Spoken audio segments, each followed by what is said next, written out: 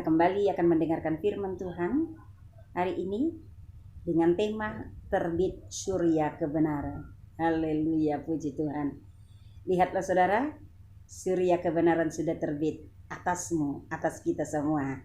Kita baca Amsal 4 ayat 20 sampai dengan 27. Hai anakku, perhatikanlah perkataanku, arahkanlah telingamu kepada ucapanku. Janganlah semuanya itu menjauh dari matamu, simpanlah itu di lubuk hatimu, karena itulah yang menjadi kehidupan bagi mereka yang mendapatkannya, dan kesembuhan bagi seluruh tubuh mereka. Jagalah hatimu dengan segala kewaspadaan, karena dari situlah terpancar kehidupan. Buanglah mulut serong daripadamu, dan jauhkanlah bibir yang dolak-dalik daripadamu. Biarlah matamu memandang terus ke depan, dan tatapan matamu tetap ke muka. Tempuhlah jalan yang rata dan hendaklah tetap segala jalanmu. Janganlah menyimpang ke kanan atau ke kiri. Jauhkanlah kakimu dari kejahatan. Amin. Saudaraku yang dikasih Tuhan, dikatakan di ayat 20 sampai 21, saya ulang kembali. Hai anakku, perhatikanlah perkataanku. Arahkanlah telingamu kepada ucapanku. Janganlah semua itu menjauh dari matamu. Simpanlah itu di lubuk hatimu. Jadi Tuhan mengatakan kepada kita, hai anak-anakku, perhatikan perkataanku ini. Dengarkan perkataanku ini. Jadi Tuhan mengatakan, anak-anakku, ini firmanku. Perhatikan dan dengarkan dan juga lakukan. Supaya apa saudaraku yang kasih Tuhan? Supaya setiap orang yang mau memperhatikan dan yang mau mendengarkan firman Tuhan dan yang mau menyimpan firman Tuhan itu di hatinya, akan Tuhan buat terbitlah surya kebenaran atas orang tersebut. Jadi saudaraku yang dikasih Tuhan, kalau engkau mau terbit surya kebenaran dalam hidupmu, perhatikan firman Tuhan. Dengarkan firman Tuhan. Dan setelah engkau dengar, simpan firman Tuhan itu di hatimu. Dikatakan di Malaki 4 ayat 2. Tetapi kamu yang takut akan namaku, bagimu akan terbit surya kebenaran dengan kesembuhan pada sayapnya. Kamu akan keluar dan berjingkrak-jingkrak seperti anak lembu lepas kandang. Apa arti firman Tuhan ini, saudaraku yang dikasih Tuhan? Firman Tuhan ini artinya, jikalau engkau memperhatikan firman Tuhan, mendengarkan firman Tuhan, menyimpan firman Tuhan di hatimu, engkau masuk golongan orang-orang yang takut akan nama Tuhan, yang takut akan Tuhan. Maka bagimu akan terbit surya kebenaran dengan kesembuhan pada sayapnya. Apa artinya kesembuhan pada sayapnya? Itu dengan mujizat demi mujizat. Kamu akan keluar dan berjingkrak-jingkrak. Artinya berjingkrak-jingkrak adalah bersukacita, bergembira. Seperti anak lembu lepas kandang. Jadi saudaraku yang dikasih Tuhan, sudah banyak sekali firman Tuhan yang kita dengar, bukan? Tuhan mau kita memperhatikan firman yang sudah kita dengar. Apalagi firman Tuhan saat ini, dengar, perhatikan, dan simpan di hatimu. Saudaraku yang dikasih Tuhan, dikatakan firman Tuhan, bagimu akan terbit surya kebenaran, yaitu penggenapan janji-janji berkat Tuhan. Lewat mujizat-mujizat yang akan Tuhan adakan. Keadaan kita sekarang ini Indonesia, yang sangat bergejolak sekali dengan adanya virus-virus di luar sana. Kapankah terjadi pemulihan? Kapankah terjadi kesembuhan buat orang-orang yang terkapar dengan virus-virus corona? Kapankah terjadi mujizat? Tuhan mengatakan hari ini, dikatakan firman Tuhan, akan terbit surya kebenaran. Akan Tuhan genapi janjinya. Dan Tuhan akan mengadakan mujizat demi mujizat. Tapi saudaraku yang dikasih Tuhan, jikalau matahari terbit tapi tidak terlihat cahayanya karena ada sesuatu yang menutupinya. Apa yang menutupi saudaraku itu? Menutupinya adalah awan gelap. Jadi awan gelap penghalang mujizat supaya terjadi dalam hidupmu. Kira-kira apa yang dikatakan oleh firman Tuhan ini, saudaraku yang dikasih Tuhan? Terbit surya kebenaran atasmu. Tetapi surya kebenaran itu, yaitu janji berkat Tuhan itu, yaitu mujizat Tuhan itu, mungkin belum sampai saat ini di tanganmu.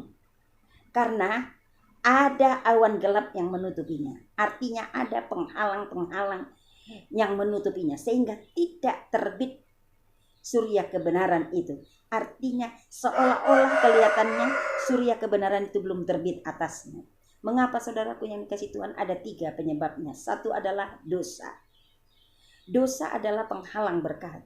Dikatakan di Yesaya 59 ayat 1-2. Bukan tangan Tuhan yang kurang panjang untuk menolong, tapi ada jarak pemisah antara manusia dengan Tuhan, ialah dosa manusia. Dan dikatakan di Ibrani 12 ayat 1, mari tanggalkan segala dosa yang merintangi. Jadi saudaraku yang dikasih Tuhan, kalau mungkin masih ada dosa dalam hidupmu sekarang ini, tanggalkan. Yohanes 5 ayat 14 dikatakan, engkau sudah sembuh. Tuhan berkata kepada seseorang yang sudah sakit begitu lama, Tuhan katakan kepada dia, engkau sudah sembuh, jangan berbuat dosa lagi, supaya tidak terjadi yang lebih mengerikan lagi dalam hidupmu.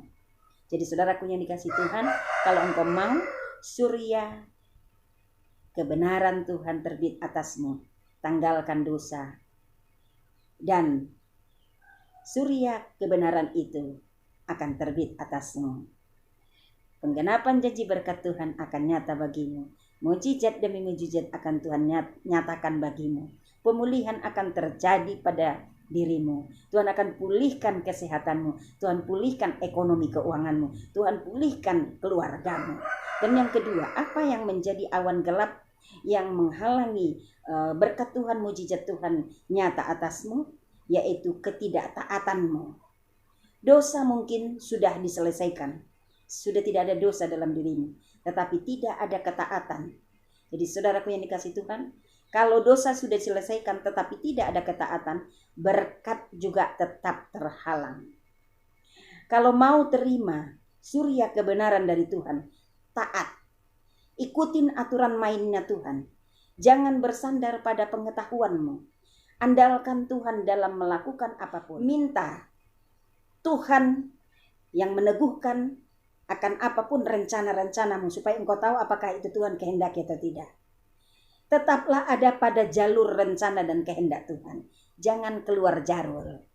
Jangan keluar dari zonanya Tuhan. Jadi kalau engkau melakukan apa yang engkau mau, berarti engkau enggak taat dengan Tuhan. Jadi Tuhan mau taat 100% dengan Tuhan, supaya tidak ada penghalang berkat Tuhan. Dan yang ketiga adalah yang menjadi penghalang mujizat, penghalang berkat Tuhan, penghalang terbitnya surya kebenaran Tuhan untukmu adalah pikiranmu yang negatif. Engkau berpikiran negatif bukan hanya terhadap orang lain. Engkau juga berpikiran negatif terhadap dirimu. Bahkan engkau berpikiran negatif terhadap hamba Tuhan. Engkau berpikiran negatif terhadap Tuhan. Engkau meragukan firman Tuhan. Ada orang yang pernah, saudaraku yang dikasih Tuhan, setiap saya mengatakan kepada dia, percayalah nanti segala sesuatu Tuhan buat akan indah pada waktunya, dia tertawa. Dia seperti mengejek firman Tuhan itu. Karena dia katakan sudah terlampau sering firman itu dia dengar. Tetapi mana yang Tuhan buat indah pada waktunya. Sampai sekarang saya nanti-nantikan, belum indah pada waktunya. Jadi seolah-olah dia mengejek firman Tuhan, mengejek Tuhan. Seakan-akan Tuhan berbohong. Tuhan tidak benar membuat segala sesuatu indah pada waktunya. Tetapi saudaraku yang dikasih Tuhan, ketahuilah firman Tuhan ya dan amin. Tuhan tidak pernah berbohong. Tuhan tidak pernah lupa janjinya. Pasti Tuhan buat akan indah pada waktunya. Hanya jangan berpikiran negatif. Jangan ragukan kuasa Tuhan. Kuasamu, kemampuanmu terbatas, tapi kuasa Tuhan tidak pernah terbatas. Janganlah menyimpang, dikatakan firman Tuhan ayat 27. Janganlah menyimpang ke kanan atau ke kiri. Jauhkanlah kakimu dari kejahatan. Artinya, jangan menyimpang ke kiri ke kanan pikiranmu. Jangan pikiranmu berpikir kepada hal-hal yang negatif. Jangan pikiranmu meragukan Tuhan, supaya jalannya langkahmu tidak menuju kejahatan. Karena kalau engkau berpikiran negatif terhadap Tuhan, engkau meragukan kuasa Tuhan, nanti iblis akan menuntun langkahmu untuk jauh dari Tuhan. Iblis akan mengintimidasi engkau sehingga engkau tidak mempercayai Tuhan, tidak mempercayai hamba Tuhan, sehingga engkau jauh dari hadirat Tuhan. Jadi firman Tuhan mengatakan sekali lagi kepada kita, janganlah menyimpang ke kanan atau ke kiri, jauhkanlah kakimu dari kejahatan. Maka Tuhan akan lebih leluasa berkarya dalam dirimu untuk melawat hidupmu, sebab surya kebenaran sudah terbit atasmu. Jadi saudaraku yang dikasihi Tuhan, terimalah surya kebenaran Allah, terimalah penggenapan janji berkat Tuhan, terimalah pemulihan dari Tuhan. Hidupmu akan dipulihkan dan hidupmu akan diberkati luar biasa, dan hidupmu akan jadi berkat bagi banyak orang. Tuhan Yesus memberkati kita. Shalom.